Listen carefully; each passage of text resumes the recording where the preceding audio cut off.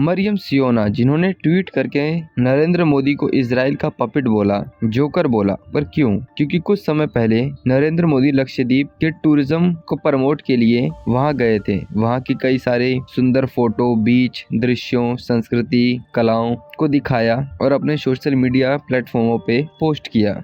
लोगों को वहां जाने के लिए इंकरेज किया। उन्होंने कहीं पर भी मालदीव का नाम नहीं लिया था, ना ही उसका जिक्र किया था। पर मरियम सियोना, जाहिद रमीज जैसे कुछ मालदीव के चिंटू नेताओं ने प्रधानमंत्री इंडिया और इंडिया के सिटीजन को बुरा भला कहा। जाहिद रमीज कहते हैं कि ये बहुत अच्छी चाल है, पर आप लोग हमारी जैसी सर्विस नहीं दे पाओगे, सफाई नहीं दे पाओगे, और जो वहाँ के रूमों में बदबू आती है उसे कैसे हटाओगे। और एक व्यक्ति ने तो इंडिया के एक व्यक्ति की वीडियो पोस्ट की और कहा कि ऐसे होते हैं इंडियन लोग। वह व्यक्ति वीडियो में यूरिनेट कर रहा था खुले में, और भी बहुत कुछ, जिसकी वजह से एक ट्रेंड चला इंडिया में, टॉप विजिटिंग मालदीव। और कुछ समय में यह बदलकर एक्सप्लोर इंडियन आइलैंड हो गया। और इस हैशटैग को चलाने का जिम्मा उठाया हमारे काबिल एक्टरों ने, अक्षय कुमार, रणवीर सिंह, सलमान खान, अमिताभ बच्चन, जिन्होंने ट्वीट करके कहा कि मालदीव जाना छोड़ो और लक्षद्वीप की तरफ घूमो। अक्षय कुमार ने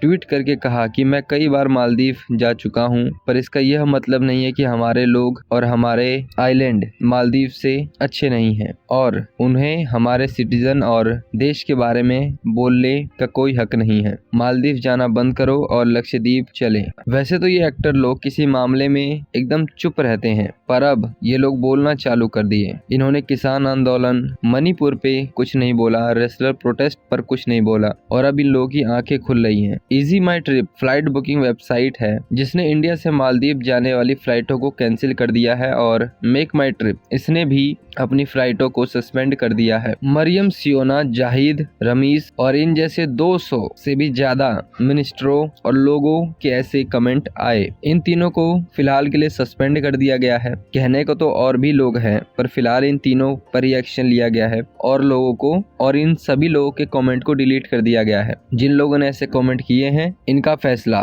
जब मोहम्मद मीजू दौरे पे से लौटेंगे तब किया जाएगा। और मालदीव की गवर्नमेंट ने अपनी तरफ से सफाई देते हुए कह दिया है कि ये इन लोगों की पर्सनल राय है, इससे मालदीव की गवर्नमेंट का कोई लेना देना नहीं है। अगर इंडिया का एक भी आदमी मालदीव ना जाए तो इससे इंडिया को कुछ खास फायदा नहीं होगा और न ही मालदीव को, बल्कि लॉन्ग टर्म में यह हमारे लिए ही नेगेटिव इम्पैक्ट डालेगा। क्योंकि मालदीव में वैसे भी इंडिया आउट का कैंपेन चल रहा है, और क्योंकि वह हमारे बाउंड्री के इतना पास है, किसी और देश से हाथ मिलाता है जो हमारा दुश्मन है, यानी कि चीन, जो कि ये कर भी रहा है। अभी वहाँ के प्राइम मिनिस्टर मीजू चीन गए हुए हैं एक हफ्ते के दौरे के लिए। इसी दौरान ये सारी घटनाएं हो रही हैं, और मोहम्मद मीजू जो इंडिया आउट कैंपेन की वजह से ही पावर में आए, इनका रुख वैसे भी इंडिया की तरफ थोड़ा सख्त है और चीन की तरफ थोड़ा ज्यादा झुका हुआ है। इसलिए कई सारे इंडिया के एग्रीमेंट को कैंसिल किया और चीन के साथ बॉन्ड बना रहा है।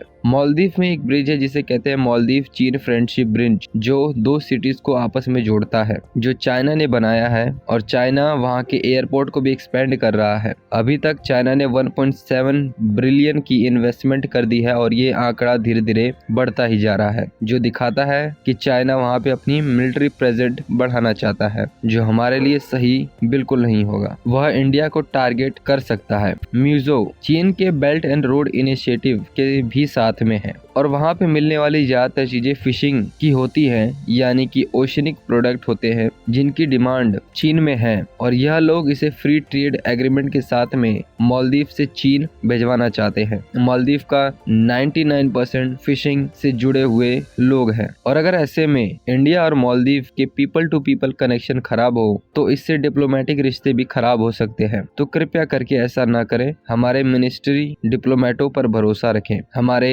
फॉरेन मिनिस्टर एस जयशंकर इस मामले को अच्छी तरह से सुलझाना जानते हैं। इस मामले में वो बहुत ही काबिल हैं। और हम लोग क्यों मालदीव और लक्षद्वीप कर रहे हैं? माना लक्षद्वीप बहुत अच्छा है, हमें घूमना चाहिए, पर अगर हम एक फैक्ट चेक करें तो इंडिया के केरला में इस एयरपोर्ट से सिर्फ एक फ्लाइट जाती है लक्षद्वीप की ओर, और वहीं मालदीव में 60 कंट्रियों से फ्लाइट आती है और इंडिया से मालदीव जाने के लिए 6 पैसेंजर शिप भी चलती हैं। एयर इंडिया खुद 58 फ्लाइटें हर वीक मालदीव भेजता है। आपको मालदीव जाने के लिए कोई वीजा की जरूरत नहीं लगेगी। आपको बस अपना पासपोर्ट बैग उठाना है, जाइए, पासबुक दिखाइए, पैसे दीजिए और एंजॉय कीजिए। पर लक्षद्वीप जाने के लिए आपको valid ID, local police station से clearance certificate, passport size photo और एक एंट्री परमिट देनी होगी। 50 रुपए फीस, 10 से 15 दिन का वेटिंग पीरियड होगा, तब जाकर आप वहाँ पे जा पाएंगे। और ऐसा इसलिए है क्योंकि लक्षद्वीप एक इकोलॉजिक जोन में आता है, तो इसे बचाने के लिए ये करना पड़ता है।